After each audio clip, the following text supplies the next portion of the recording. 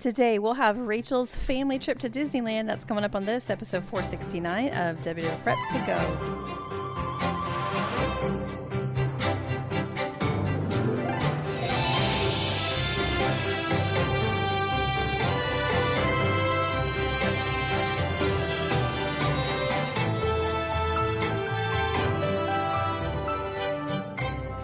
Hello and welcome to WDW Prep to Go, where we talk strategy and ideas and have lots and lots of trip reports for people planning their Disney World trip. I am your host, Shannon Albert from WDWPrepSchool.com. Thank you for being here for episode 469. This is a trip report with Rachel C., who recently spent 10 days on a family trip. Part of that was at Disneyland, and the other part was within driving distance. She has 3 young children, traveled with their husband from North Carolina, so a long flight for the family, but she loves Disneyland, so worth it for them to do it. I think a lot of you might relate to the sentiments that Rachel shared about the trip and just trying to, as the planner, fit in some of your own wish list items, your own fun.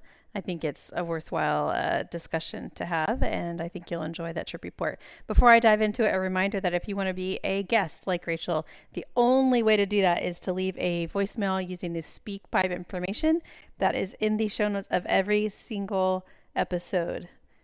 Tell us the basics about your trip, and if it works out on the schedule, somebody on my team will reach out to you to get you booked for your pre-trip and your post-trip. I think that is it. Without any further ado, here are my chats with Rachel. Welcome to the podcast, Rachel. Thanks so much for having me. We are talking on the morning of Wednesday, June 4th, and you told me that you're headed to Disneyland. Yes, we leave in 6 days, Tuesday, June 10th. June 10th through what date? We come back from the West Coast on June 20th, but we'll only be at Disneyland for the first 3 nights of the trip. Okay. All right. Well, it's one of my favorite parts about Disneyland is you can combine it with other things. So I'm looking forward to seeing how you do that. Yeah, this is my youngest who's extremely excited about Disneyland. We took a solo Disneyland or a just exclusive Disneyland trip last year and loved it so much. When we knew we were going back to the West Coast for a family trip, we knew we wanted to tack on 2 more days at Disneyland. I also joke that this is a little bit of a revenge trip for me because I was unexpectedly pregnant during our last trip. So I felt quite ill. So I'm looking forward. Yes, with you. And now that baby's here and is going on the trip. Here and ready to roll. We actually did her nursery in a Small World theme as like an homage to that experience. Oh, Mary Blair and Spo. Yes, exactly. I love it. And at Disneyland, there's an actual shop for it, which is nice. Or at the exit of It's a Small World. Yes. I feel like I own every piece of Small World thing that Etsy could give me last year. There's always room for more. Yes. Okay. So who is going on this trip? It's myself, my husband, and then we have 2 other children in addition to this sweet little baby here. My oldest daughter is 6.5 and my son is 4.5. So it's the 5 of us. Okay. 8 months old is the littlest. Okay. And I assume you're flying to California? We are. We live in Charlotte, North Carolina, so we have direct flights into LAX. Okay. That is not a quick flight. It's not. It's just under 5 hours. So it'll be fine. My older kids are really great flyers, and the baby's been on 1 flight before, but we have purchased the seat for her and everything, so she'll have space in her car seat and all of that. So we'll get through it. Okay. And so Tuesday, June 10th, you land at LAX. And you're traveling back in time when you're going there. So do you land in the morning? We land in the morning. Yeah, well, we land around lunchtime. So our flight, we have a direct flight around 9 a.m. local time here, and we land around 11:30 a.m. local time in California. We did this same travel route last year, so we know sort of the best way for us. LAX is kind of a nightmare, right? Mm-hmm. And the best way to get to Disneyland is probably rideshare, unless you have all the money in the world, in which case, private car service. But because we have so many car seats, it's a lot more complicated. So we do a rental car just for the day to get to Anaheim. So we'll do the rental or the bus to the rental lot, which is actually quite far away. And then a car rental to get our infant seat, our 2 boosters, the double stroller, all of that jazz safely to Anaheim. So you literally are renting a car just to go from LAX to Disneyland? Yes, and it's cheaper. It's like half the price of hiring a private car. to just rent the car and do it yourself. There's a bunch of rental services directly in Anaheim. So it's actually really convenient because you just drop everything at your hotel and then drive the car back over. And then it's, just a 5-minute walk back to wherever you need to be. Clever solution, especially when you need so many car seats. On my cars. All right. And then where are you going? Where are you staying? We are staying at the Fairfield Anaheim Resort. So it's officially quote unquote off property and it is not a good neighbor hotel, but it is literally a stone's throw from Tomorrowland. Like you can see Space Mountain from the rooms. There's so many. I love that. Yeah. And did you stay at this particular hotel before, or is this your first time there? No, this is our first time. We're Marriott people. So this time around, when this was sort of an add on, we just decided to do a Marriott property. Last year, we stayed at the Disneyland Hotel. And I'm really curious to see what it feels like staying quote unquote off property. I've never done that before at a Disney park. I guess, no, that's not true. One time, when we went to Tokyo Disney Sea, I stayed off property. Yeah, but we're looking forward to it. We really just need a place to sleep. So, Okay. And other plans on this arrival day? survival as a travel day with 3 children, it looks like. No, we have some family that lives in the LA area, so they're going to come join us for the late afternoon, early evening shindig. We will do downtown Disney during this time. Check out World of Disney. We'll probably let the kids get something crazy at the confectionery and then just do some sort of counter service dinner there. But the goal is to be like in the hotel, everyone in bed, eyes closed by 7 p.m., which will be 10 p.m. our time in our heads. So that's the plan, just winging it, hoping for the best. And I think you told me that, did you say last summer was your first time at Disneyland? Yeah, so last January was our first time as a family. I had been just in my 20s for one day. And how long did you get to spend in the January trip? It was 3 full days. 3 full days. Okay. And you Yes. decided that you liked it, and now you're going back and combining Now we're those going back. things. Okay. Yes, I won't be able to let my kids listen to this, but I can tell you that because we also have a Disney World trip booked for September. So we're okay with it. This is kind of a shorter drop in, drop out trip because we know we have another dose of Disney magic coming our way in September. Okay. All right. So you're in bed by 7 on Tuesday, June 10th. And then what are you doing Wednesday, June 11th? Yeah, we are going to California Adventure. We have 2-day park hopper tickets, so we can go back and forth between both. But I think the Spider-Man ride, the Web Slinger Spider-Man ride, is my son's favorite thing on God's green earth. And so that is our highest priority must-do attraction. So we decided to start at California Adventure. And are you using lightning lanes? Oh, yes. We have the Lightning Lane Multipass. I know it's an investment, but for us, like we wouldn't do a Disney trip without Lightning Lane. I'm assuming with the early bedtime that there is a possibility of you're going to be rope droppers, right? Plan is to rope drop. Fortunately, because we'll be adjusting from East Coast time, it shouldn't be that hard to get my kids up early enough to rope drop. There is early entry that day, but obviously since we're off site, we're not going to be doing that. So the plan is to leave the hotel at about 7 so we can walk over, go through and be ready for rope drop at 8. Once we get into the park, we'll start our day of lightning lane stacking. So once we're inside the park, our first priority for our lightning lane is Guardians, which both my 6 and 4-year-olds say they want to try. So I'm excited for that for them. My son loves all things Marvel, but that will definitely be the biggest thrill ride he's ever done. So we'll see how he does. And we plan to rope drop Web Slingers, like I said, because it is sort of our highest priority attraction as a family. It will be interesting this time around. We've done rider swap in the past, right? Because we would have one kid tall enough for things and one kid not tall enough for things. But this time it doesn't matter if one's super tall, like on Guardians, because we have a baby. So we'll be sort of negotiating that the entire time as well. But it is kind of nice because one person can go take care of food or have food waiting for the other people. So I actually think it might end up cutting back on some time a little bit. So we'll see. Okay. All right. So we know that Web Slingers is priority, Guardians is priority. Do you have like other priorities or dining plans this day? Yeah, so this trip is a little bit unique in that we have not a single dining reservation. My kids are pretty picky eaters, and with 3 children, a sit down restaurant is sort of an adventure in itself. So we don't need to add that to a Disney experience right now. The plan is to just sort of grab and go food throughout and take advantage of a lot of mobile ordering. And we actually went through all the attraction lists as a family and we each rated an attraction if it was important to us or not. So I sort of have a family list of priorities. And then again, just because of 3 kids, we're going to be mindful of geography in getting lightning lanes, especially. Like I'm not going to jump from Incredicoaster to Soarin' back to Midway Mania. We're going to try to work strategically around the park. And can you talk about the stroller situation? How does that work? Yeah. Fortunately, my daughter's really great at being worn. So I plan to do a lot of baby wearing.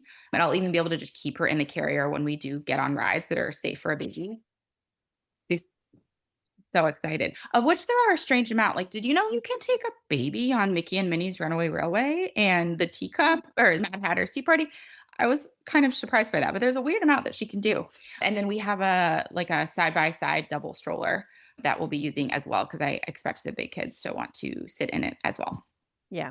Okay. So combo of baby wearing and stroller. And stroller, yes. And then I plan on taking advantage of the baby care centers that they have at Disneyland. She's a pretty distracted eater. So in order to eat, she sort of has to be like calm, focused, quiet. So I plan to need to like sort of tuck out to get out of the way in order for her to actually focus and eat. Got it. And are you thinking an afternoon break will be required each day? Absolutely. So around as we approach lunchtime each day, we'll take a sort of plan, take stock. What have we done? What have we not done? What is important to us? And how soon should we be going back for a break? Fortunately, both my kids on theme park days, we seem to be able to get my older kids, we seem to be able to get a nap out of them. So on both days, at least myself and the kids will go back. My husband might stay out, especially on the second day. He loves a good solo shop time. So he may stay out and plus he'll knock off an attraction or two that maybe the rest of us don't really care about.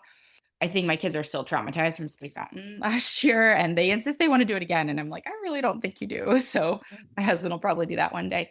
But yes, built-in break time. We do plan to stay late into the evening, the first night for World of Color and the second night for Paint the Night.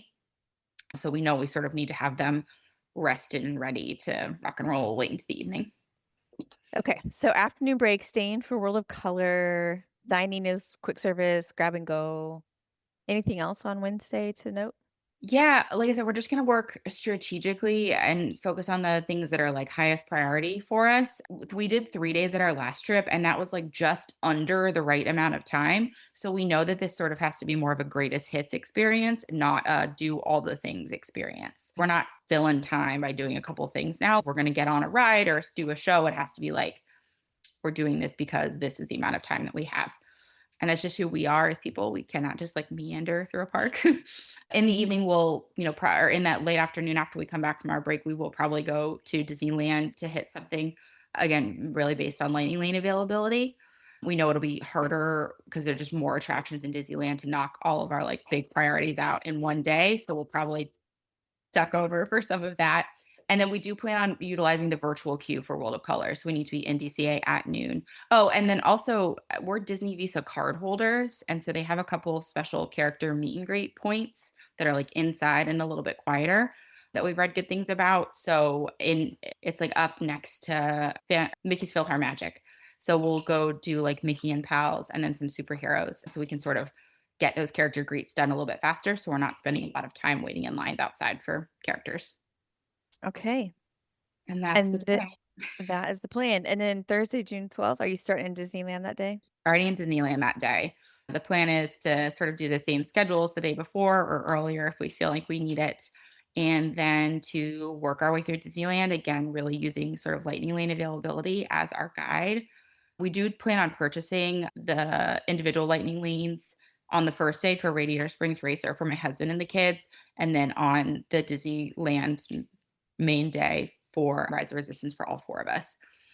But yeah, a couple of big priority attractions for us there. Mickey and Minnie's Runaway Railway is my kid's like absolute favorite. And again, I can take a baby on it, which seems weird, and we have not gotten to do Tiana's at any park yet. So we're excited to try that one.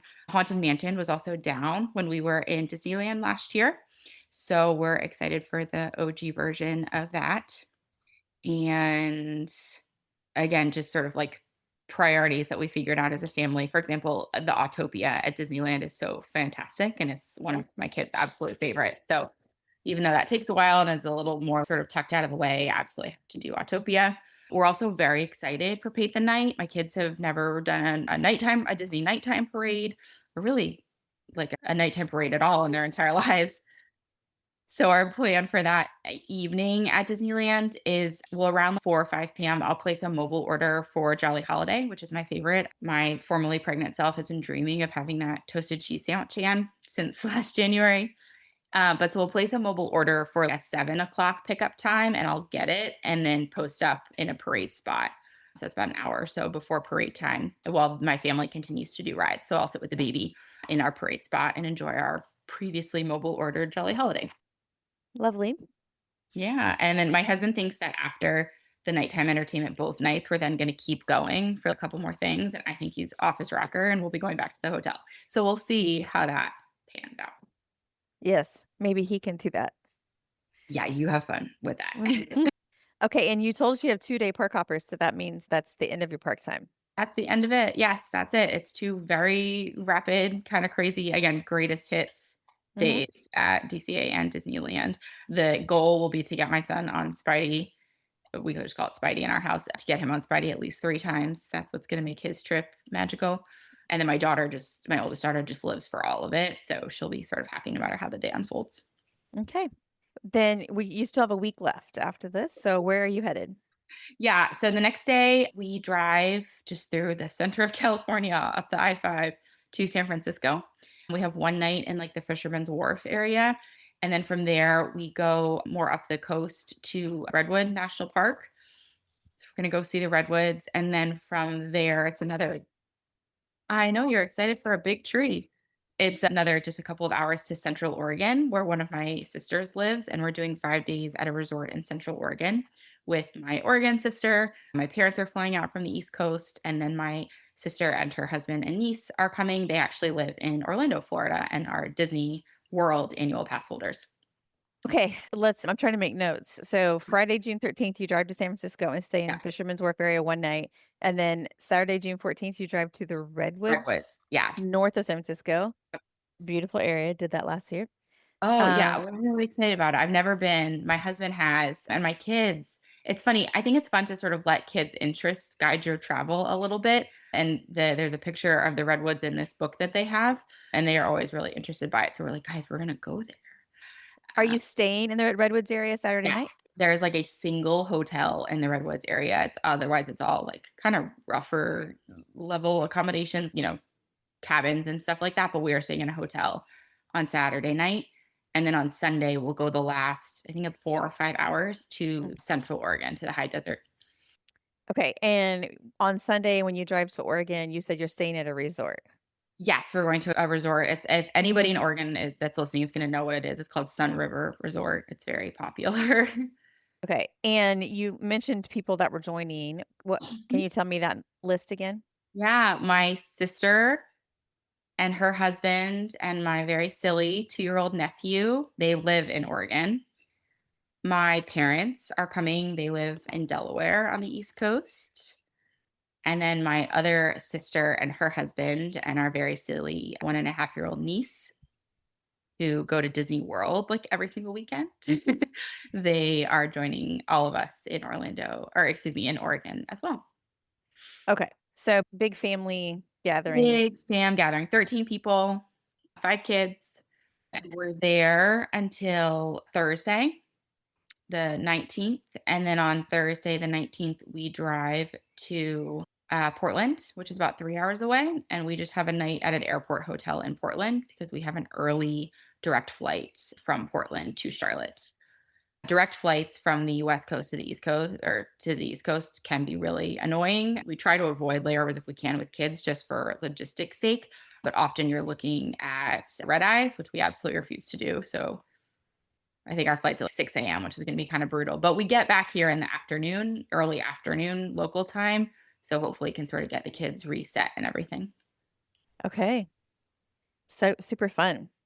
Yeah, we're looking forward to it. It's a big, fun kickoff to summer and our first trip as a family of 5. So it's a little aggressive for a first trip as a family of 5, but we're I know. Are you excited too? We're excited about it too. Oh, and I should mention for the travel for once as we're leaving Anaheim, we'll repeat the same thing we did for the airport. My husband will walk down to the rental car place and pick up a rental car and just drive back over to the hotel to load us all up and go. Okay. Well, this sounds like a fantastic time. We're excited. I have this like very detailed Google Doc of like options and things. And I have this whole list of food. A lot of it, again, is stuff that I didn't really get to try. I've let the kids watch some YouTube videos of the 70th anniversary foods. They're particularly excited for the purple churros, the ube covered churros, and the celebration macaron at Jolly Holiday. Those are sort of the Hmm. things that they're really excited about. I really want that Maurice's, the pretzel roll breakfast sandwich thing. I don't know why I feel very fixated on getting that. I think it's because I did not feel well enough for a cheesy pretzel experience last time I was there. It's a And redemption. It's a redemption trip. it's redemption, yes, and just yeah, I could eat like last time I could eat one bite of churro, and then I was like, that's enough. So yeah, again, sort of a revenge travel for me. Yeah, it'll taste a lot better this time. All right. Well, I hope you have a fantastic time, and I'll talk to you in a few weeks when you get back. Sounds great. Thank you so much. Welcome back from your trip, Rachel. Thank you. We're talking on Tuesday, July 1st. So you've been back for about a week and a half or so. Yes, all Oh, one big blur. yes, I'm sure it was. Before we get into the details, overall thoughts on how your trip went in general? Oh, I It was like a 10 out of 10 trip for my 2 older kids and my husband. Like, everything that really could have minus one tiny thing kinda went off really without any serious glitch, that glitch being a stomach virus that got to us at the end. But they had an absolutely fantastic time. The baby did as well as you could ask a 9-month-old to do. She was Hmm. amazing.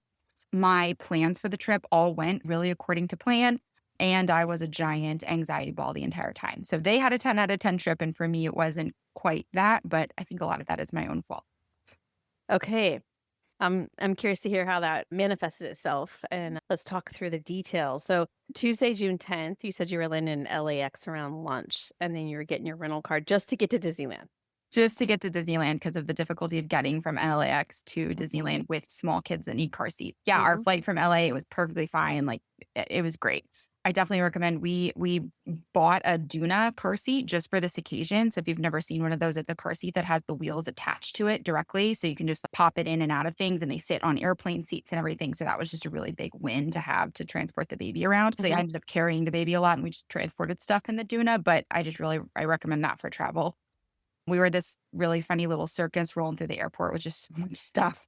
But we touched down at 10:50 and we were in our rental car by noon.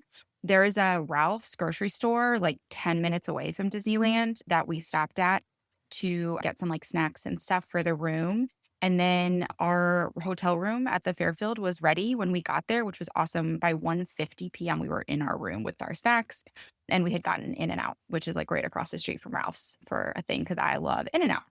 So, yeah, we kinda got settled in our room. My husband took the rental car a couple blocks over and then walked back, got everything kind of set up. I We had shipped some stuff to the hotel, so I went down and picked that up, like diapers and sunscreen and stuff like that.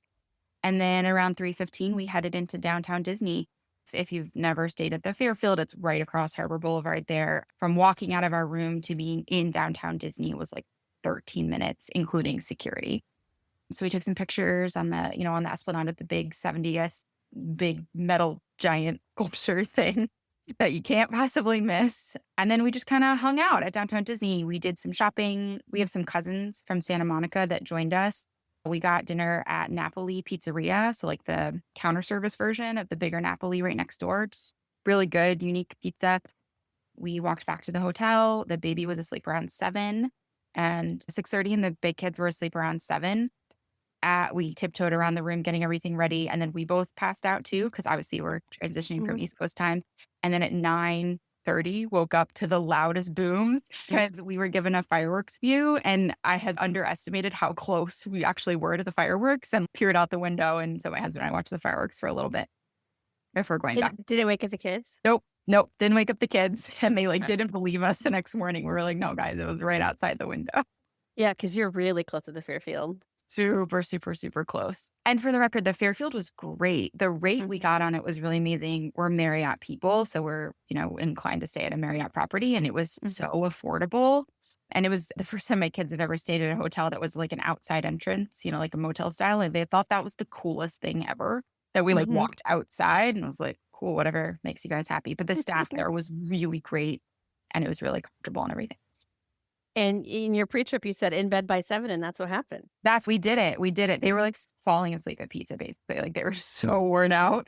Yes. But we did. They had a really good time that night because they picked out a couple of things they were really excited about. My daughter got this like Minnie Mouse fanny pack that she was Mhm. like so proud to wear all weekend. She kept this like little notebook in it to write down things that happened. And then we decided they were old enough for pin trading. So they got to pick out lanyards and a couple pins there at downtown Disney while we were hanging out that evening. And your daughter's 6, so Yeah. wanting to take things around and write is pretty advanced. It That's was good. cute. Yeah, well, and I kind of overlooked it. We've never done autograph books with them before, Mm. and then she saw other people doing it, so then she started using her little notebook for it. So next time we go to the parks, which will be in September, we'll definitely do some kind of autograph situation for her because she was really into it. I do think so much of trip planning is, those of us who are the planners, we go with people and then they see things that they wanna do, and I wouldn't have guessed that would be Yeah. something you would be into. Well, and with kids that are like my older kids' ages, right? So 4.5 and then almost 7, they're old enough to have opinions about what we're Mhm. doing. And sometimes they like fixate on something and you realize that's the thing that's going to make this day or this afternoon or this whole trip a success. And it might not necessarily align with what you think the priority should be. It became very clear on the first day that going to Mickey's PhilharMagic was the thing that was going to make my daughter's day. It's like, I don't want to spend time going to PhilharMagic. Like that's, first of all, it's at Disney World, so we can do it there in September and it takes time and whatever. But she really wanted to, and we did it, and they were happy as clams, even though it like to me took away from other things. But You just never know, do you? you never know. All right, so Wednesday, June 11th was your first park day, and you were headed to California Adventure. California Adventure. Yeah. So we left our hotel room by 6:40 a.m., which sounds really early, not a big deal when you're coming from the East Coast at all. And they actually slept in later in California than they would have at home. So we filled our water bottles downstairs. By 6:54, we were through security and we were the first people standing at our gate. We were like, You're bringing that probably Disney World energy to California. we were bringing that Disney World energy. Also that early entry energy, which is funny because there was early entry for the on-site hotel guests that day. So they got in Mhm. 30 minutes earlier, which killed my husband. He hates not being like first in. So in that moment, he was like deeply regretting choosing to stay offsite. And in hindsight, I wish we had flip-flopped our days. Like I wish we had done our first day at Disneyland so that we didn't have to stand there and watch the early entry people go through. But that's neither here nor there. We did. But to make someone like your husband feel better, there aren't very many on-site hotels No, out there compared to Disney World, so it's not as many people ahead of it you. was very different. However, he did have me like, because we're not staying deluxe in September at our trip. So he had me like double checking the like perks of staying deluxe. He was like, how much are we really missing out on by not staying deluxe? Because we stayed was, whatever. So in line, he was like grumbling about it, but it's okay. We did, however, before we left, my husband had found this big bag of pins from like the early 2000s. Not a big bag, but a Ziploc bag full. So we occupied the time while we were waiting by letting our kids go through the pins and pick out the ones they wanted. So like my husband's pins for when he was a kid. Mhm. That was a fun way to spend some time. So we were the like second family standing at the rope once they let us through. The new turnstiles are great with the little facial recognition thing, worked out wonderfully. We used magic bands and everything was fine. So we were hanging at our rope drop spot right by the entrance to Avengers Campus. Once we were inside, we grabbed lightning lanes for Guardians at 8:20 and then individual lightning lanes for Radiator Springs Racers. As we're standing there, we saw a bunch of people walking back from Avengers Campus. And I was Mhm. like, I bet I know what's going on. And you can Mhm. guess, I see it in your face. Spider-Man was down because Web Slingers is always down. So that was our first planned ride. So we were like, gosh darn it. So our first ride ended up being the bathroom next to Web Slingers because, of course, as we're standing there, my son's, I gotta go now. I gotta go now. So as soon as we got in, we went to the bathroom and Web Slingers was down. So we just waited for Guardians. We tapped in at 8:13. I think it's important to note about Guardians for people that haven't done it before. Even if you have a lightning lane for it, once you're in, it takes a long time for the full experience. So between the pre-show and then the line you wait in afterwards. And it looked like only like half of the side was running or like less cars than we're supposed to be running because I felt like there's a lot of empty bays. But anyway, so I tapped in with the kids first and my husband stayed with the baby and it took over half an hour for the full experience With the lightning lane. with the lightning lane. And we had set a brighter switch. So we had gone to the person and done the thing. My son really wanted to do this ride and turns out it was a big fat mistake. He absolutely hated it and he left in tears. And So that was a bummer. But my daughter loved it, which is fine, obviously, because she was about to get back on with my husband to do it again. While we were on the ride, my husband got breakfast burritos at Shawarma Palace. They have a new breakfast burrito that's really tasty and really big. Like you get a lot of food. So he got those, and the baby met Groot. Groot was out greeting while we were on the ride. So there's great pictures of my 9-month-old with Groot. Yeah. So we all got excited because Spidey was back open. So we went back over there, and literally as we walked up, it went back down again. Great. So my husband went back and did the rider switch on Guardians with my daughter. I kind of redeemed some time with my son by taking him shopping. He loves the store. So even though we didn't buy anything, just being happy to walk through all those stores. We also met Black Widow at that time. And my son, well, maybe my husband too. I don't know. But my son really likes Black Widow. And she was an amazing character greet. Disneyland, I think, really has a leg up on Disney World for character meeting. They just spend so much time like talking with you and stuff. So that was fun for him. And I grabbed a churro and those little like purple chocolate puffy things from Terran's Treats, the little snack stand right outside of Guardian. So we gave everybody a little sugar boost first thing to kind of keep on going. So after that, once we were done with Guardians and everything, my husband and the big kids went down to Cars Land to Radiator Springs to do our individual lightning lane for that. And I took the baby to the baby care center.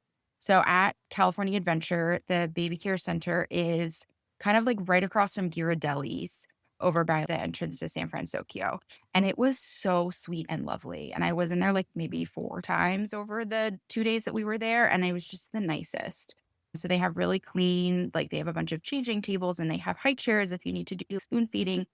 They have this little, it kind of looks like medical wing. I don't know. It's like a room with a bunch of different curtains with these chairs that you can set up for nursing in. And it's so quiet. Like they have like very gentle music. It's just a great place to go and take your baby to do whatever you need to do. They have a little toddler toilet in there. So if you're potty training and they're scared of the big toilets, like one of those ones that they have like at a nursery. So I went there and they went down to Radiator Springs. At this point, we're like 45 minutes late for our individual lightning lane. And my husband said they literally didn't even blink when they like scanned in. They couldn't have cared less that we were really late for it. So I actually managed to make it to Cars Land and watched them. Like I stood and watched as they came over in the car, and my daughter and husband had a good time. The girls behind them on the ride were screaming really loudly, which really threw off my 4.5-year-old. Like they were doing it to be obnoxious. They weren't actually scared. So as he came off Cars, my husband, he needs a win. He needs a win. My son was not having a magical day so far.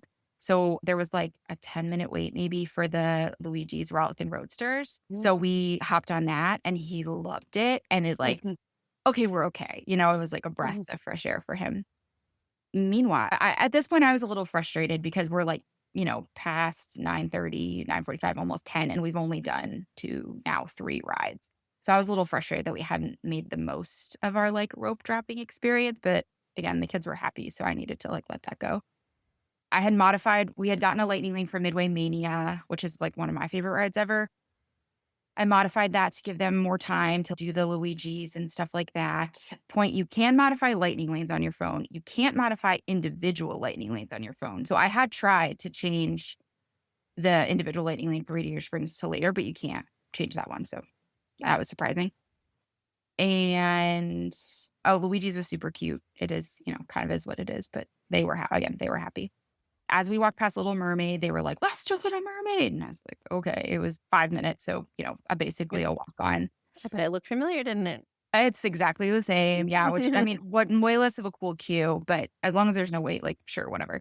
That was technically my 9-month-old's first ride. She was asleep and she woke up as we were going backwards. And I'm just trying to think from her perspective what it was like to wake up in the Little Mermaid. I mean, she doesn't know, her booty from her elbow. But anyway, it was funny. We had just a little bit of time to kill for Midway Mania. So we went down to the Inside Out Emotional Whirlwind, which is just like a little spinny ride. But I did want to give a caveat that if you have a kiddo who's really sensitive to sound and doesn't like loud sounds, I would skip Inside Out Emotional Whirlwind because it's right under Incredicoaster. So it's very loud, like when the coaster comes by every 2 minutes or so. So my kids aren't that sensitive to sound, but even I was like, goodness, like it's a little alarming. I'm curious to see what that whole area is going to look like now that they sort of announced like the Coco ride and everything I'm just curious to see how that whole setup back there changes. So at 11:03, we tapped in for our 11 a.m. Midway Mania. They have lots of cool 70th overlays on that right now. Doing that, I felt a little disappointed in myself for the low number of points I got, but I had a 9-month-old in my lap, so I'll give myself grace. But I just do love that line or that ride. We were off, a few minutes later, and then we booked Incredicoaster for 11:40. My husband spent the time in the Midway Mania line convincing our 7-year-old or almost 7-year-old to do Incredicoaster, which she previously had been game for, but now was getting nervous about. By the time we got to Midway Mania, though, she's like ready to go. So we did a little bit. And the nice thing about that is that she can see it. Yes. Yeah. So she can say, yeah, I think I can handle it. Exactly. Yeah. So we went to the bathroom. Great bathrooms back there in Midway Mania land. And then we did Jesse's Critter Carousel just sort of as a time filler. Again, 5 minutes. My son apparently loves really slow moving rides. So again, a win for him. At 11:45, my husband and daughter tapped in for Incredicoaster and we set up rider swap. So my son and the baby and I went and sat in that covered area looking out on the water where Incredicoaster launches. Shout out to the really nice man who gave up his seat on the bench so I could sit down with my baby. She was definitely getting a little annoyed at this point. She was like, this is not fun, just being toted around. We got to see my daughter and my husband launch on Incredicoaster, which was fun. And while I was sitting there, I placed a to-go order, or a mobile order for Paradise Garden Grill for cheese quesadillas for the kids. Just basic, get something in them food. So at 12:08, we did our rider swap. We were off by 12:18. Oh, side note, my daughter absolutely loved Incredicoaster. She went on maybe again. We waited for the front again. She loved it. It was great. That's a big one. That's intense. It was, yeah. Since she was little, she's always been about it. Although the last time we did Guardians, she was like 5, I guess, or 4 maybe still when she did Guardians. A cosmic rewind at the other park. She was like, never again. So I'll be curious in September to see if she wants to try it. I think Incredicoaster is more intense than Cosmic I Rewind. think so too. It's such a long ride. If you've done a lot of roller coasters in your life, it's a long one. It's long and it goes upside down. Yeah. At the end, it's not even the first thing that happened. Like the loop is one of the last kind of thrills. So it's crazy. yeah, it's a good one. On our way over to Paradise Garden Grill, my daughter and I stopped to say hi to Joy and Sadness because they were greeting. I wanted to see Rex, but the line was really long, but he was really cute in person. And then we just sat at Paradise Garden Grill to kind of chill, make a plan. The kids ate. I did a mobile order while we were sitting there for San Francisco Square for Lucky Fortune Cafe for their Karaji chicken sandwich. I also, one of the things I didn't get to have last time that I really wanted was the lemon soft serve from the Abominable Snowman place on Pixar Pier. So we stopped and got that on our way to San Francisco Square. We had booked a web slingers because it had finally come back up. So we had booked a web slingers for $2.20. So we picked up the sandwich. My husband and I shared it. Really good, by the way. Chicken karaji sandwich, really good. Not too spicy. It was just enough. So it wasn't until $2.20 at this point. It was nowhere near $2.20. But I always joke that my husband could sell ice to an Eskimo. He's just especially at Disney, something about he walked, and this becomes a theme. My husband walks up to a cast member and I swear they're like, whatever we can do for you, sir. I don't know what it is. He's not mean. He's always just the worst that can happen is I ask. And they 98% of the time say yes to whatever he wants. So he goes up to them on web slingers. He's like, this isn't for 2 hours, but can we go now? And they were like, absolutely. So they just walk on. I would never think to ask that question. Yeah, they just walk onto web slingers. And it was no big deal. I went to the baby center again. And then I booked us Haunted Mansion for 4 p.m. So knowing that we were going to go back to the hotel for a break, I kind of, set up our afternoon a little bit. It was in this moment too that I was like, remember the limits, remember the way that this is going to be successful. It's going to be successful if we continue to make sure they have actual food in their system and we need the break in the afternoon. Because when you're standing there, it's kind of tempting to be like, okay, no, let's just do this or whatever. Or they were putting up all the ropes for the Pixar parade, which I knew they would love. And I was like, no, we got to go back for the break. That's going to make the rest of the day possible. So I went and walked around in Animation Academy and Sorcerer's Workshop area and stuff just to be in air conditioning at that point. It had gotten pretty hot. And waited for them to be done with web slingers. And then I walked out of California Adventure at 1:54. And of course, the baby fell asleep on the walk back to the hotel. But she did successfully transfer her crib. So by 2:00, 2:15, she was asleep. And then the kids got back at 2:30. As they came off Spidey, they met Spider-Man, Black Panther, and Doctor Strange. So they were just having the time of their lives with characters. And they're both like, we want a nap. We don't want a nap. And literally the minute their heads hit the pillow, I think they fell asleep. You can do you do a trick on them that worked on me when I was little, which is you don't have to nap. You're the big kid. You just have to be quiet. So Yeah, the you little just have one. And then I found out as an adult, oh wait, I fell asleep every time. every time. I got about 7 minutes of sleep before my baby woke up. And so I then, like the hotel, it had like a separate room for the shower and toilet. I then sat in that part of the room so that everyone else could keep sleeping, like entertaining my baby with like shampoo bottles. It was really funny. Had you Yeah. gotten a virtual queue for World of Color? Yes. Oh, thank you for saying that. Yes, I had gotten a virtual queue for World of Color. Okay. So we had gotten, yes, at noon, I had gotten that, and that it worked out really well. No, well, Okay. I didn't know if that was still in the plans. it was in the plans, and yes, at noon, I had set an alarm on my phone, and I had done it. It was like right before we tapped onto Incredicoaster. I had done that. Okay.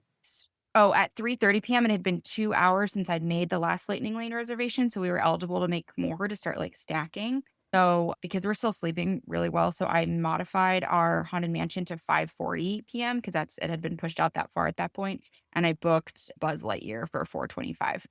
And I'm so glad we did Buzz twice because now I know that it will be down in September at Disney World. I'm Mhm. so great, which is great. It needs the updated Disney World. Don't get me wrong, but I'm glad we were able to do it twice at Disneyland, so that my son will be a little less disappointed in Mhm. September when he doesn't get to do it. So by 4:30, we're back. We went to Disneyland this time. We saw Aurora on the way in. Again, another amazing character interaction. They make the kids feel so special. Like they're like the only people visiting the park, and they're just great. It feels to me like they live there. Oh, yeah, As they're something. all having a Just sleepover all the time, and they just pop out to wander around, and yeah. yeah, where at Disney World, it feels like you have to be intentional about going to where they are and get in the line and the whole thing. But at Disneyland, it's like they're just around. It's just organic. Yeah, they're just Yeah, around, and I do wonder if there's not, 'cause sometimes it looks like they're completely on their own, and I'm like, they "How are. many?" Yeah, I'm like, "How many cameras are, like, trained on these people at all times?" Because stuff has to happen, and I imagine there's just these, like, secret people that come out and, like, tackle people that get to, whatever.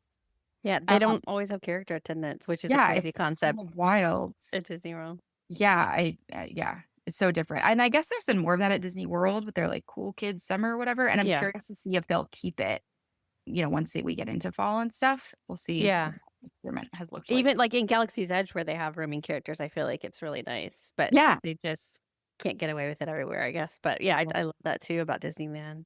Yeah. So, we tapped in for Buzz, off 8 minutes later. I grabbed a Mickey pretzel and a cream cheese stuffed pretzel, the little cart there, just to give him a little boost to keep going. Mm. When we tapped in for Buzz, I had booked Star Tours for almost immediately right after Buzz. So my husband took the two big kids on Star Tours. My daughter loved it. My son, again, didn't like it. And we were just like, all right, we got to kind of chill with even attempting the thrill rides for him. Not that Star Tours is that big of a thrill, but it was too much.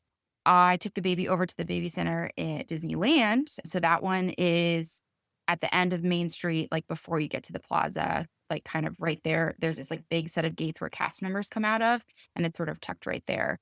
It's all done in like that Marceline, Missouri classic. You know what I mean? It's all Victorian and everything. Very comfy, like plush chairs and stuff for nursing and everything. Again, just a really nice, quiet place to go do whatever you need to do with the baby.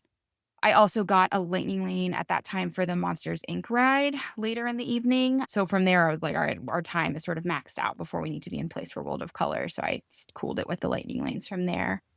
We did a little bit of shopping. My son was freaked out by the Star Wars rides, but was really into the Star Wars merch. So he got some like little cruisers and stuff. At 6:06, we tapped into Haunted Mansion. We hadn't been able to do Haunted Mansion last time we were at Disneyland because it was down for the refurb of the queue. So it was nice to do the original. Fair warning, that's different than Disney World for people, that once you're off the expanding room, there's a more portion of line than at Disney World, and it's almost pitch black dark. It's very dark. So my kids were definitely a little bit freaked out by that. Like my husband ended up holding our 4-year-old because, yeah, it's just a little like trampoline and stuff. But Haunted Mansion's always a good time. My kids know the songs really well, so they were excited to see it in person. We got dinner at Hungry Bear or Barbecue Jamboree, whatever that's called, the big barbecue place right there. I got the barbecue salad, which was really good. And then we just got some basic stuff for my kids. And again, this was at the point where I realized that my daughter's kind of the success of her day sort of hinged on PhilharMagic. So we're like, okay, we'll do PhilharMagic. And That's they so crazy because she had enjoyed all the rides and stuff too. Yeah, but something about it, she just got fixated on doing Full Hair Magic. So we did, and my kids had them. We were like, there was like 7 whole people in the theater, right, including us, Mhm. and they had the gosh darn most best time ever. They just absolutely loved it. I'm also curious to see if Full Hair Magic goes away at Disneyland because it doesn't seem like there's ever anybody in there, and it's over by where all the Pandora entry stuff will be now. So all these like announcements came out, the week after we were there. So, but anyway, so then we used our last lightning lane of the day to go into Monsters Inc. And at this time, my husband had walked over to World of Color to get our spot. They have the virtual queue, but it's really kind of confusing where you're actually supposed to go and what you're supposed to do with that. So we just kind of went over there. And they were like, yeah, okay, anywhere over there. And so my husband ended up walking down to the ramp that's directly on the water, like the guaranteed wet zone. It also meant that we were front row center and there was basically nobody around us. So after I did Monsters Inc. with the kids, I took them, RIP Monsters Inc. See you later. Last time doing that probably. Such a weird ride. Like it's for me, it's like such a phone in ride. Like the animatronics aren't great. It's like just a weird filler ride, but people love it. So anyway, we went down. We're literally right in front of the water. So I'm like pulling out anything we possibly have to keep the kids dry because it's cool at that point, right? In California. And I was like, if we get wet, they're going to be miserable. But then World of Color started. And I hold that World of Color, especially the new one, World of Color Happiness, is like one of the best nighttime things that all Disney properties that I've been to does. Just great. And the new version, the updated version is so fun. It was also because it's June, they had a special Pride part at the beginning that was really great, really well done. And another podcast that I listened to just did a Pride Night recap. It's like on my bucket list to go to a Pride Night at Disneyland because it just sounds so We amazing. went last year. It's so fun. I mean, I'd probably cry the whole time. I did. But there's lots of families there and it's just pure joy. Yeah, so I want to go as an adult so I can actually truly enjoy it. My daughter, my 9-month-old, fell asleep maybe 5 minutes into World of Color. So I'm like literally dancing around. There's a bunch of power line in it, like Goofy movie stuff now. And anyway, World of Color, fantastic. We got like very misted on over and over again, but not like Splash Mountain, or excuse me, Tiana's Bayou Adventure level, like wet, but it was fine. It was a grad night that night. So as soon as World of Color started, like at 9 p.m., the park was officially closed for everybody else. My husband and I had talked about going back over to Disneyland. And I was like, dude, we have another day to do. Call it. We went back and the kids were tucked in by 10:20 and it was 21,000 steps that day. Yep. You got the steps in. Got the steps in. So that was day 1. Okay. A really long day. A long day. All right. Thursday, June 12th, you have plans to start at Disneyland. Yeah. And we're like, okay, we don't need to be there quite as early. So we'll just do our routine and see what time. 7 minutes later, we ended up being out the door. 7 minutes later, we were in line at the gate, about 4 families back by 7 a.m. Again, I kind of wish we had switched the days that we had done which parks, but again, not a big deal. Once we were tapped in and everything, we were at the rope drop point right in front of the Walt and Mickey statue. We were like one of the first families there, which was cool because we got some cute pictures in front of that statue. There was even at one point a Disneyland photographer walking around. So he did some like of the photo pass pictures of us in line, which was fun. I walked over. The baby care center is not open before like official rope drop, but the like extra tables and stuff from the plaza that are right there are just always obviously there. So I sat and fed the baby over there and had a nice little time watching everybody walk through. We headed straight for Alice in Wonderland at rope drop, which I know is not what everyone would necessarily do, but we hadn't got to do that the last time we were in Disneyland and I really wanted to. And because early entry for the on-site hotel guests had already happened, the Peter Pan line had already stacked pretty high. So we're like, not about that. So we did Alice in Wonderland. And then, as we were standing there, we grabbed lightning lanes for Mickey and Minnie's, Runaway Railway, and then individual lightning lanes for my older daughter and the parents for Rise of the Resistance. We had decided that was absolutely not going to happen for my son. So we're like, and he had done it last time we were there, not liked it. So we were like, let's not even try. Let's not waste the, $27 or whatever it was for the day. And while we were in line for Alice in Wonderland, which is perfectly cute, we met this lady who had a lot of pins, and she saw that my kids were wearing lanyards and asked if they would like to pick some. So she has a lot of what she calls throwaway pins that she likes, just lets anybody take. So the kids got some pins that were really special to them. And she was like, do you have to take one for the baby? So I got my daughter a Duffy pin because we like Duffy because we've been to Tokyo Disneyland. So I have this cute Duffy pin for my daughter from her first trip.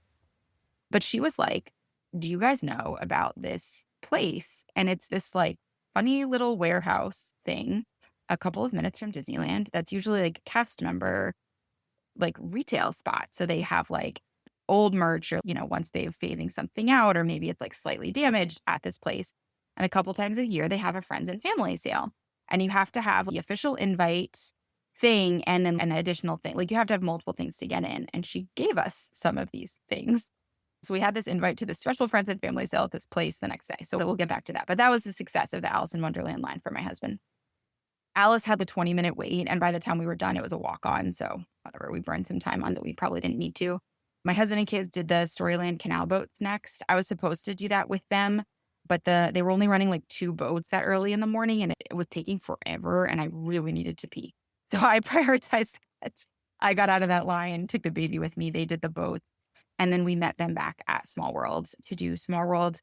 I shed a little tear on Small World because obviously last time we were at Disneyland, I think I mentioned this on the pre-recording, but I was like 6 weeks pregnant with our daughter. And I have a history of early losses in pregnancy. So being pregnant at Disneyland was not actually a guarantee that it would stay. And we ended up, when that pregnancy stuck, we ended up doing my daughter's nursery in a Small World theme, like as an homage to that moment. And so then like having the baby that I like so hoped, sorry, I'm going to cry now, that I so hoped would make it like with me on that ride was just cute. So we took a picture in front of it with everybody to frame in her room and everything. She was asleep. What a great theme for a nursery too. Oh yeah. And there's so much good stuff out there, like on Etsy and everything. Yeah. So anyway, she slept the entire ride. Couldn't care less, but it was special. It was meaningful to you. It was meaningful to me. And Small World was a walk-on at that point, which was great. So we didn't have to burn our lightning lane for it. So if we wanted to do it again later, we could. We tapped onto Mickey and Minnie's Runaway Railway at 9:12.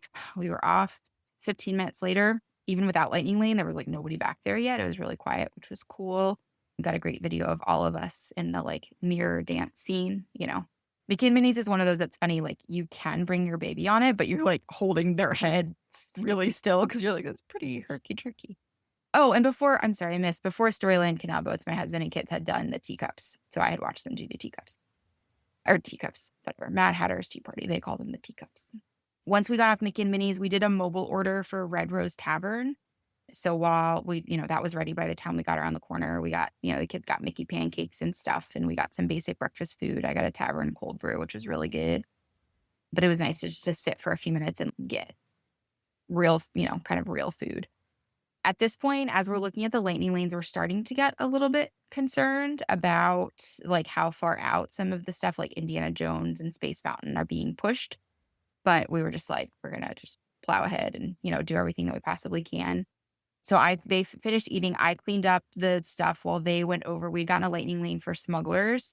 So they tapped in at 9:56, and then I followed them over. We got stopped by a stormtrooper, the stormtrooper, right? The white thing, who like questioned my 9-month-old, which was fun.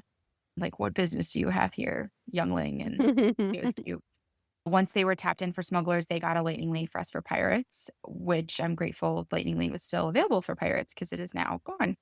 But at the time, coming and going. It's coming and going. It might be gone for good now, but we got it, which I appreciated.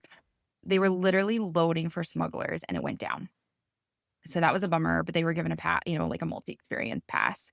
We met Mando and Grogu, and I took a really funny picture of me like holding my daughter down the way that Mando holds Grogu. So that was funny. We did the rider swap for Rise at that point. So my husband and daughter went on, and then my big little kiddos and I just kind of hung out. And we were watching for hummingbirds. I've never noticed like birds at Disneyland, but there were a bunch of hummingbirds in the flowers by Rise and the Resistance. So my son was really tickled by that. And then so at 10:43, at least my older daughter and I went on and did Rise. Such a great ride. Just always so enjoyable. But my daughter was funny. She kept telling me when things were about to happen. And I was like, babe, stop it. She's like, okay, mama, it's going to drop now. And I'm like, oh, okay, thank you. Is it? And did she do that because she had just gone on it? Yeah, exactly. She was like fresh. Yeah. And I'm like, okay, babe, first of all, I've done this ride a couple of times. But second of all, don't ruin it for me. But that's okay. I It's funny. I use voice to text to write some notes, and some of my words make no sense. It says lattes at 11:14. Like, what does lattes mean? But I think it means that we tapped into for Pirates of the Caribbean. We were off like 11:30, and the best, most accurate looking Jack Sparrow I've ever seen was standing right outside of Pirates. So they stopped and said hi to him. Of course, they don't know who like Johnny Depp is, but my husband and I were like, holy crap, that looks just like him. At this point on that side of the park, Big Thunder Mountain and Jungle Cruise were both down. So that side of the park felt crazy crowded because there were no lines to eat those people up. So it was also just like a really crowded day in general, which is funny because 1 week later, I was looking at all the times and stuff, and it was so much calmer 1 week after we were there. But when we were there, it was definitely a pretty busy day. We went and did Winnie the Pooh, which was posted for 20 minutes, but it ended up being more like 10 or 15. And we used that time in line to apply sunscreen because the, Southern California morning haze had lifted at that point. And so we were just this like little cloud of sunscreen moving through the Winnie the Pooh queue. We had booked a Tiana's Bayou Adventure return for a little bit later, but because of the way that like Smugglers had gone down and then all of our times had sort of gotten smushed like 45 minutes to an hour later than we intended. So again, my husband was like, let's just see. So he walks up to the Tiana's people and he was like, hey, do you mind? And they were like, no problem, come on in. So again, this is just what he does. At the last minute, though, my son did decide to do it. So he did it as well and then ended up loving it, which was great. While I was waiting for them so that we could do our rider swap, I went to the little bakery and shop and stuff there between Winnie the Pooh and Tiana's. And I had gotten like Winnie the Pooh, the bee-shaped cake pops, so that I had something to give him right away to make him happier if he had come off that ride upset, but he ended up loving it.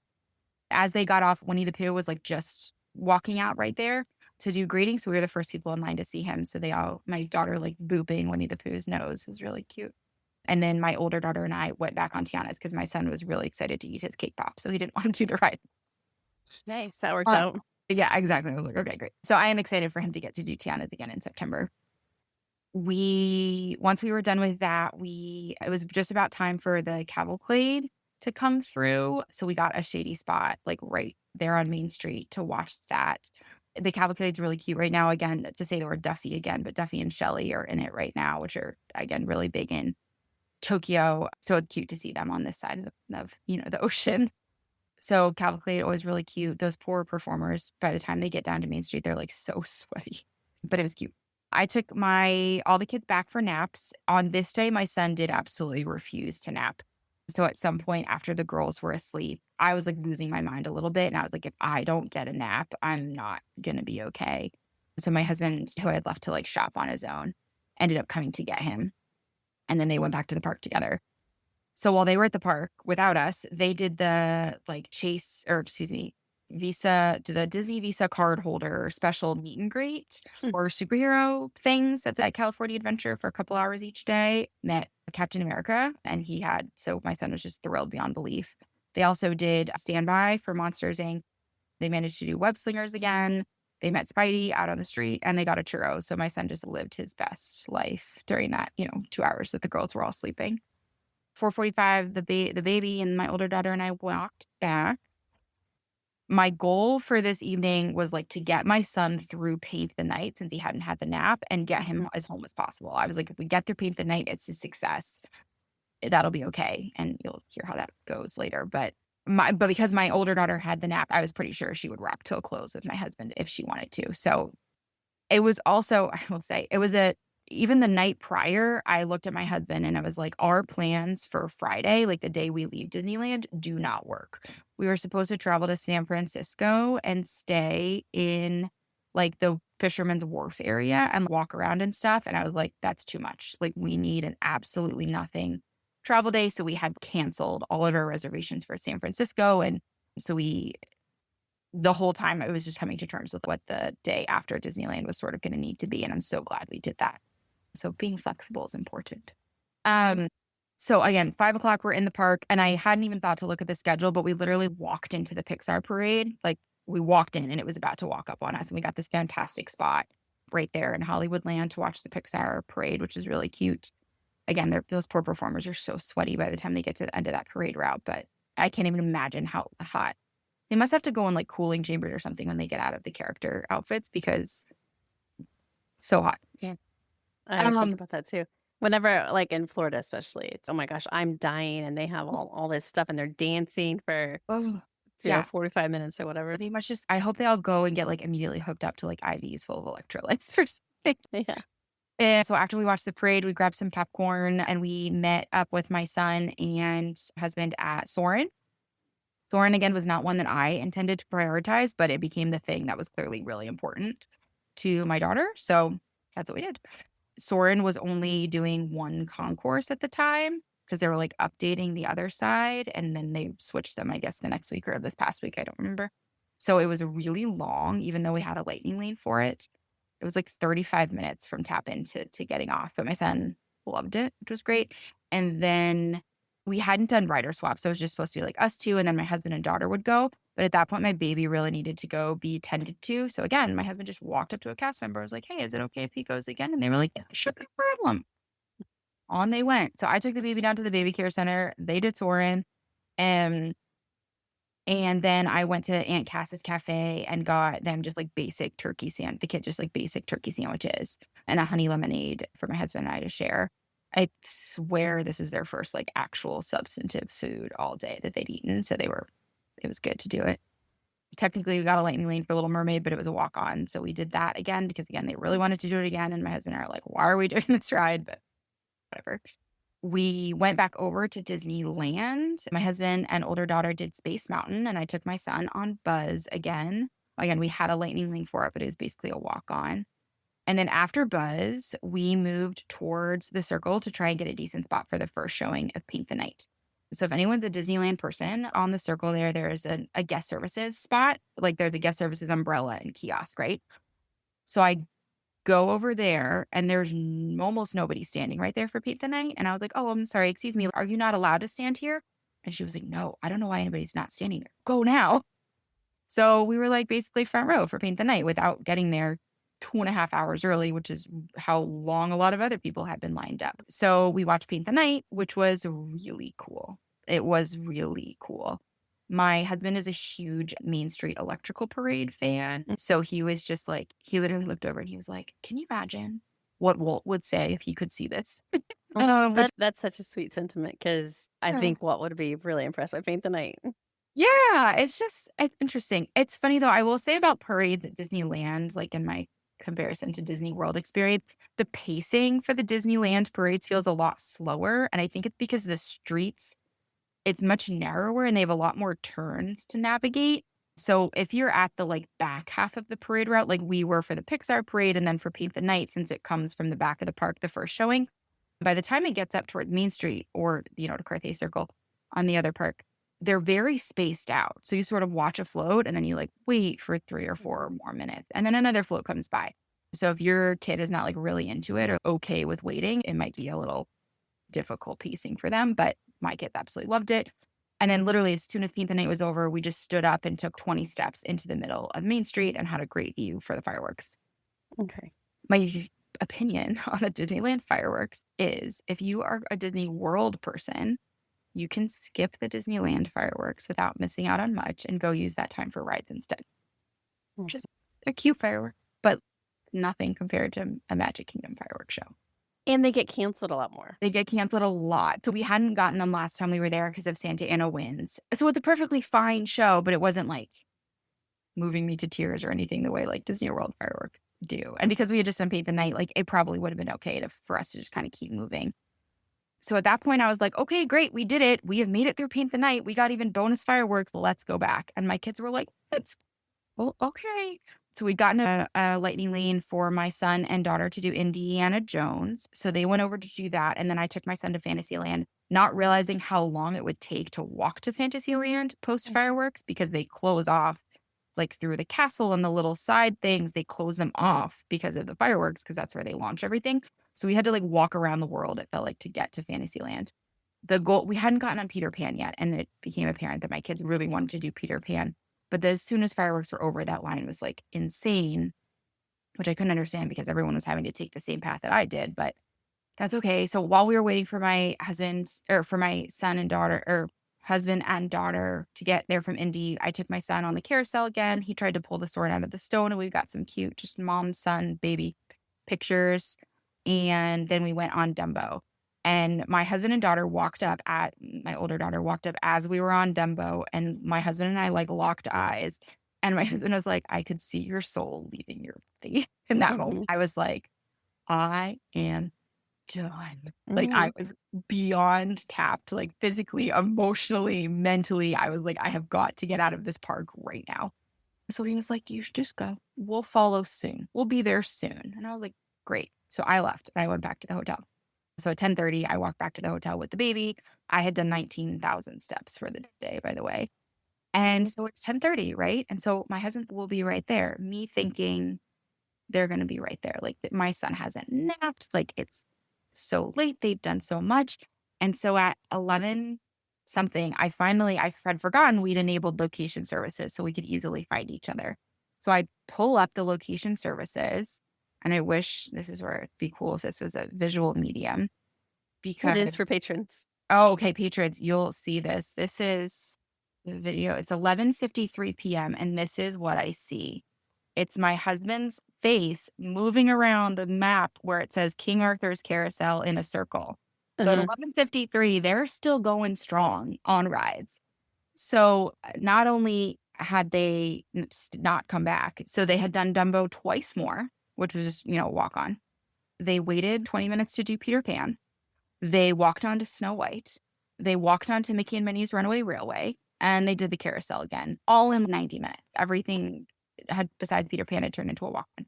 And then even though the rides stop at midnight, like the park still stays open a little bit longer and you can still order food. So they had gotten the strawberry shortcake macaron from Jolly Holiday. And my husband had bought me a toasted cheese sandwich because I wanted one so badly, but we just hadn't done it during the day. And so I brought that back to me, and I like ate it like an animal at 12:40 in the morning in our hotel room. And my son completely fell asleep on his sister in the stroller on the walk back.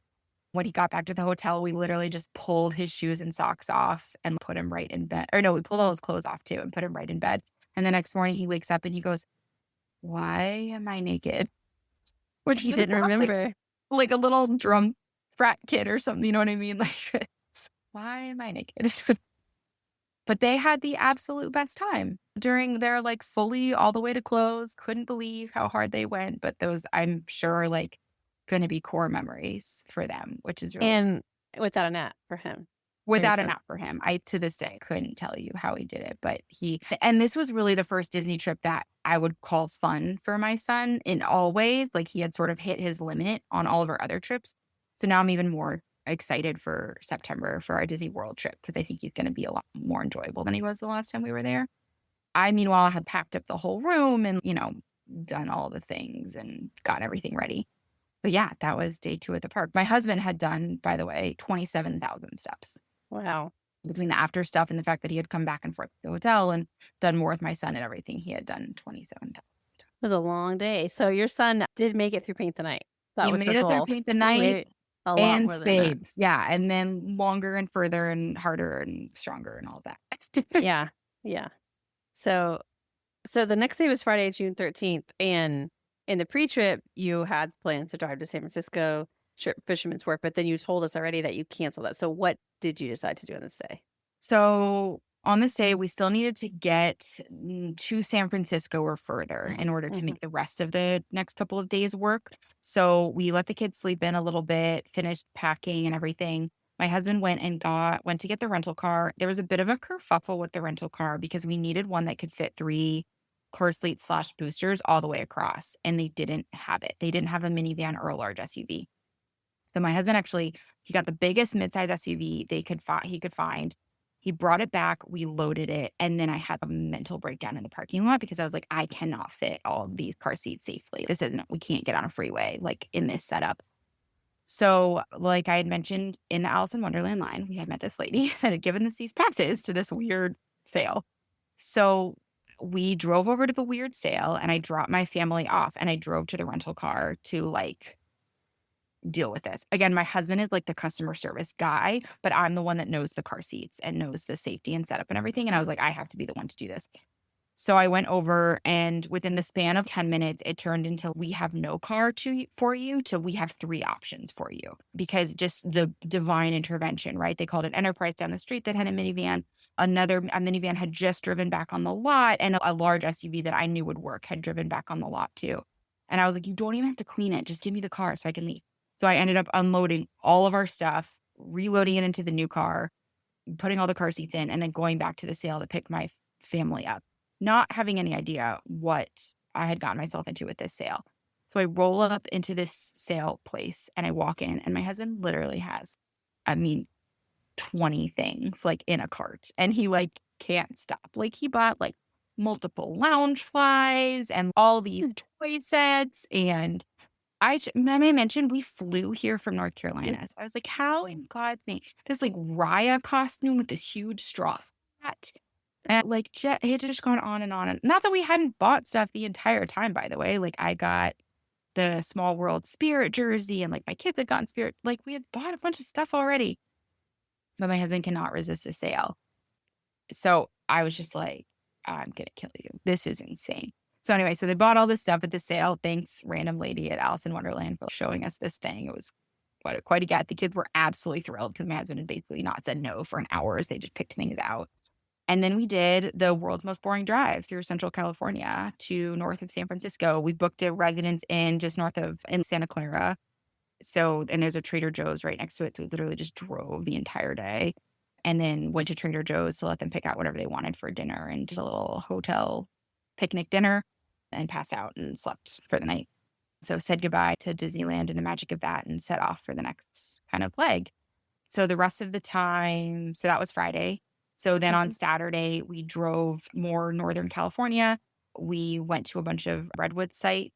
And in Eureka, California, there's a great little zoo, and they have a redwood tree walkthrough, like it's all these suspended bridges, like 100 feet in the air through redwood forest, which is a really great way to do redwood with like little kids that aren't used to hike. Like we're like Central North Carolina, East Coast kids. Like my kids don't hike mountains and stuff. They've never done that before. So we knew like trekking was not going to be for them, but this was a really cool way for them to see really unique redwood perspective. So highly recommend Eureka, California. We stopped at the Pacific Ocean. My son inevitably fell into the Pacific Ocean and got completely soaked, and it was freezing, but we were like, we're stopping at the big tree. I don't care if you're wet. And this part of California is quite chilly compared to what you had come from.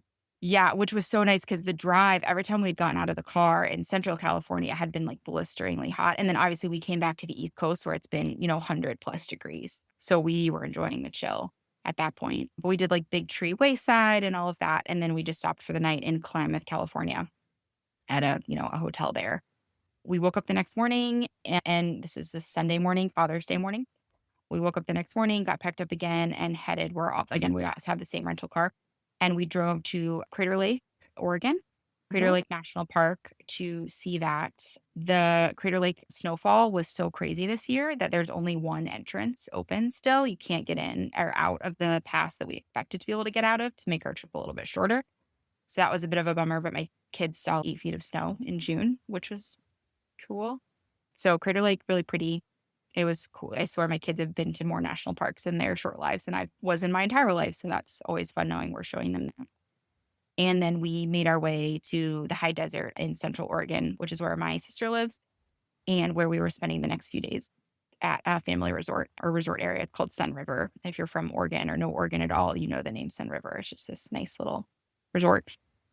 So my family from Florida and my family from Delaware and my family from Oregon and then us from North Carolina all met for the next 5 days in Sun River, Oregon, just for cousin time and, going to the pool. And again, just really appreciating the weather there, mid 70s for the high. And unfortunately, this is where the stomach bug found us. My brother-in-law was the first to fall. So we thought it was food poisoning. And then 2 days later, my husband got sick. So he was down for a day. And again, we're like, maybe food poisoning, because we had been to a kind of weird dinner the night before. And then that night, like the night leading into our exit day, the day we were leaving, my sister got sick. And so we're like, nope, this is a contagion. This is bad. So we got all checked out of the house, got a different rental car because we had returned the other one, and drove our giant Jeep Wagoneer from Central Oregon to Portland, which I sort of thought would be like a normal person drive. And by that, I mean like an interstate. It's not. It's like a 2-lane highway over a Mount Hood. It's crazy. So again, saw more snow, but finally made it to Portland in the evening. Did a night at a hotel in Portland. I was ill that night. Not like crazy sick, but enough that I was like really freaking out. And we were coming up with a plan for like, what do we do if I'm too sick to get on the plane in the morning? My deepest apologies to everyone on the Portland to Charlotte flight, because we definitely had a contagious virus and we're on that plane. But I made it. I Pepto-Bismol'd my way through, got on the Portland airport, did the flight back to Charlotte literally as the wheels like squeaked down. My son started throwing up as soon as we landed. And by the way, had fit all of the crazy sale items that my husband had bought. I had fit all of it into our luggage, and a miracle of the highest order. I had flat packed one duffel bag so that we had a little bit more space to put some stuff, and we ended up needing it for all of the toys and figurines and whatever that my husband had purchased. But we got back to our house, and about an hour later, my daughter got sick. So the baby never got it, thank God. And I never got any worse than just a couple hours that one night. But yeah, that was just sort of like a bummer way to end. But the kids like have already forgotten about that, and they just keep talking about how it was the best trip ever and everything. I have said that the next time we do Disneyland, so both times we've done it as part of Oregon. Like we've either gone to Oregon first or Oregon after. And I just really would love to go to Disneyland, just that and back, to eliminate some of those sort of complicated factors. I love Disneyland so much. I think I said that's in the pre-recording, but I hold that it is the superior park if you have young children. Or if you only have 3 days for a Disney trip, go to Disneyland. Please don't try to squeeze Disney World in, but do Disneyland, because 3 days is a crazy good amount of time for that. I think it'll probably be 2+ years before we go back. I would love to see some of the new stuff like completed before we get back, and just prioritize some other experiences between now and then. But even though I'm really touched on this, I had a really stressful time. Like I was really trying to manage everything and manage the baby and I think I said in the pre-recording, I really wanted to like eat a lot of different things. And I had this whole list, and my husband and I at the end were like, we saved so much money because you and I didn't eat. We literally barely ate the entire time. Like I think that split chicken karaage sandwich and the breakfast at Redwoods Tavern were the only quote unquote meals that we had the entire time, because we were just, well, first of all, it was really hot during the day. So it's hard to be hungry when you're hot, I think. And then we were just juggling a million logistics, and I was wearing the baby the majority of the time. So it's like hard to eat when you're wearing a baby. And we both came home having lost a bunch of weight, which is not, I think, what usually happens to people on vacation. But we had just been so busy and so active the whole time that, hadn't done. But I think you said your husband did enjoy the trip. Oh yeah, he had a fantastic time. He just also didn't eat. He had an absolutely fantastic time. And again, especially that 2 hours that he spent with the kids, it's so fun to say yes, right? It's so fun to be the yes parent without real consequences. And is there a consequence to keeping your kid up till midnight on vacation to ride the carousel and eat a strawberry shortcake macaron? Kind of no, right? The worst that was going to happen is he was cranky the next day, but we were like sitting in a car all day. So what did it really matter? Yeah. So he had a great time. Again, I was a bit of a stress ball. So I've already tried to start thinking about like, this trip in September, like how can we make this okay for me too? I think what's the answer to that? Some of it's going to be, so my sister lives in Orlando. So some of that's going to be having her hang with the baby a couple of times so that we can do like just the 4 of us. So I can kind of turn off that part of my brain. And we bought Halloween party tickets. So the baby's definitely not going to go to that. So I'm hoping that'll be sort of a special late night kind of core memory for us. And then probably just some good therapy and maybe upping my med. No, I'm partially kidding. But, or maybe just having adjusted expectations and trying to figure out like, hey, like I said, the things that we needed to do to make the day a success for my daughter, right? Let's go see Feel Her Magic. So, okay, what do I need to get to do to make the day feel like a success for me? Exactly. I was just thinking, you spent so much time thinking about what makes everybody else happy. And yeah. You get a list too. Yeah, I get a list too. And getting that like lemon frozen thing, like frozen yogurt, whatever, was like so important to me. And it was delicious. Don't get me wrong. But I just, in that moment, I did tear up a little bit going, is this it? Is this all I need to be happy? Am I good? Am I, tapped? We've started thinking about like dining experiences and stuff for that. Cause our reservation date is coming up soon. So I've been trying to think, cause at Disney World, I really do think reservation dining is like much more important than at Disneyland. So thinking about at what point like we really want to slow down and be able to do stuff and like a dining experience that would be really important to me to do. I want to do Chef Mickey is like our family tradition to do, but I would like to not do that this time and do, golly, I'm completely blanking on it. Topolinos, thank you. Yeah, to do Topolinos instead, especially we're staying at Pop, so we'll be on the Skyliners. I really want to do the I can't pronounce it, Acre Shoes, whatever, at Epcot.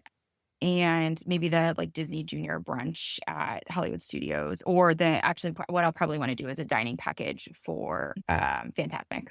So just trying to think about the things that would make it feel a little more in control for me. Yeah, it's hard. And 3 strollers. That'll be important to us too. We need 3 butts first. So we had a double stroller this time and then the baby carrier. And I think it would be great to have both the double stroller and our single stroller so that every child has a stroller spot so that it's easier to split the kid. You know what I mean? Anyway. Especially at Disney where it's just so much more walking. I think if you're 7 or under, you just need a stroller. Yeah, trickier on the Skyliner. Trickier on the Skyliner. Yes, the double. With Yeah. with We the have one of those double. like super tiny foldy ones, but yes, trickier on this. Well, I mean, they have measurements of strollers that are allowed, so I guess if a double fit in those measurements. Yeah, we'll have to see. But if not, that one will have to get collapsed and stuff. But just, yeah, a little. And we're driving from North Carolina, so we can sort of take whatever ones we want and go from there. Yeah. All right. Okay. But yeah, that was Disneyland. I think it's awesome. I think it's a superior park if you have little kids, despite the fact I'm like a stress ball about it. I'm already listening to like podcasts and stuff. I swear going to Disney is like running a marathon in that you're like maybe a little bit miserable while it's happening, but then you're constantly like, how can I do it again? Or how can I do it more? Or which is, I mean, it's what they want, right? It's what they want. They want you to keep going back. Well, they do, but I have worried in recent years that the changes that they've made don't make people feel that way as much as they used to. Yeah, I think you have to go in with reasonable expectations, right? And if you're a person if your idea of a vacation is like sitting on a beach and doing nothing, this is not the place for you at all. It is very much like a kind of a mental exercise, or at least it is if you want it to be. Like, could your day be way simpler if you don't have any reservations and you don't buy lightning lanes and you're not doing all of that? 100%. But you're not going to make the most out of your time at all. Especially like thinking of the crowd levels the day that we were at Disneyland. My husband and I were talking about this. If you went to Disneyland that day without Lightning Lane, you were maybe going to ride 2 or 3 e-ticket attractions, and then you could fill in, and that was going to be your entire day. And especially if you wanted to like get a really great view, like for Paint the Night or something like that, your day is over at 6 p.m. because you have to, be there right by Small World or whatever.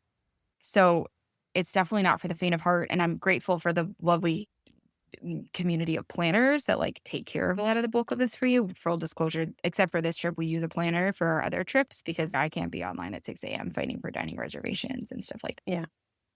But yeah, it's definitely my dad is one of those people that has kind of been turned off to a Disney trip. The most recent time they went, he was like, it's too complicated. It's just too complicated. And this is a guy who went to Disney on his honeymoon back in 1989. I think he would enjoy with us if like we dealt with everything. But for him, he's just like, it's too much. He's going on a Disney cruise in January. So. Have you ever been on a Disney cruise? I haven't yet. We chose to do Disneyland last year instead of a cruise, but my husband has said that he thinks 2027 will be the year of a cruise for us. So I'm leaning hard into that prospect. I think you might like the mix, assuming that your kids go to the kids clubs, of time with and without kids. I agree. My husband asked when we got back from this trip, what kind of vacation could we take that you think you could actually breathe on? And I was like, a cruise or a full all-inclusive. So I think 2027 is going to be our priority for a cruise. My sister is doing, what's the new one? The Wonder? No, that's old. Treasure. I think she's doing the Treasure. That's one my parents are going on with them in January. So she's done the Wish like twice as well, and then the Treasure. So I'll be curious to see kind of her feedback on the longer one, because I think the Wish seems really great, but the sailings are just, I think, shorter than maybe I think would be ideal for like an actual vacation. So anyway, we'll see. Yeah, I think that might be a good fit. It's one thing I think is so amazing about Disney cruises is that they do give you that mix of adults only time, family time, or you know, you don't have to take kids at all in my case. You could just go Right. and have fun with your friends. But Yeah. Now, see, my sister has figured out the ultimate hack. And so they're going, and they told both grandparents that they were going, and both sets of grandparents decided to go too. So she Mhm. is going on a Disney cruise with her husband and one child and two sets of grandparents. So, like, Mm. she's got it made Yeah. And the kids can have so many people to hang to and take them, to and they can, hang. yeah, they can do island time by themselves. And yeah, yeah. So, Yeah. No, that's fun. Yeah. So yeah, in a few years, hopefully that'll be you as well. So okay. Well, I appreciate you taking the time to share. I always like hearing about the parks combined with other things, just because there is a lot going on in California, and whether or not you choose to do it or not, because you said next time you may not add on. yeah, I think especially if you're East Coast, like I think it's so great to be able to tack Disneyland onto other things. It's just because we've done it twice now with the complicating factors. I would love to see what it feels like just to go and prioritize Disneyland, and to see if that even gives me more of a breathing space, to just like kind of really enjoy it. I think it would also be nice to have, like, I think 4 days is like a dream amount for Disneyland, because then I would get tickets for every day, but you could go at a slower pace and I Mhm. think still really enjoy it. And plus, Disneyland, especially right now, the nighttime entertainment lineup is so amazing, but you can't possibly do it all in one night, especially like you said, like fireworks get canceled, or like Fantasmic randomly gets canceled and stuff. So to be able to experience all of that nighttime entertainment, I think you just need more time. Yeah, I get that. Okay. Well, thanks for taking the time to share, Rachel. Appreciate it. Thank you so much. These trip reports, I think, are just so awesome and such a valuable tool for people to plan and have reasonable expectations for the good, the bad, and in between. That's right. We got to see how it actually works in action. Right. I hope you enjoyed that trip report. I hope some of you found it relatable and maybe learned some things, and might even consider a trip to Disneyland if you haven't been before, because it's a lot of fun. It's a happy place for a lot of us. It is smaller than Disney World, obviously, but it just has so much packed into a small space, and a fantastic place to go. We did keep chatting on the after chat. I asked her about her Disney World trip that's coming up in September, and we discussed her work as a doula, among other things. So if you'd like to listen or watch that, it is up on Patreon right now. That'll wrap up this episode of WDW Prep to Go. For more information, please check the show notes in your podcast app, or head to the website, wdwprepschool.com. Click on podcast at the top, scroll down to episode 469. Until next time, I'll see you on the site.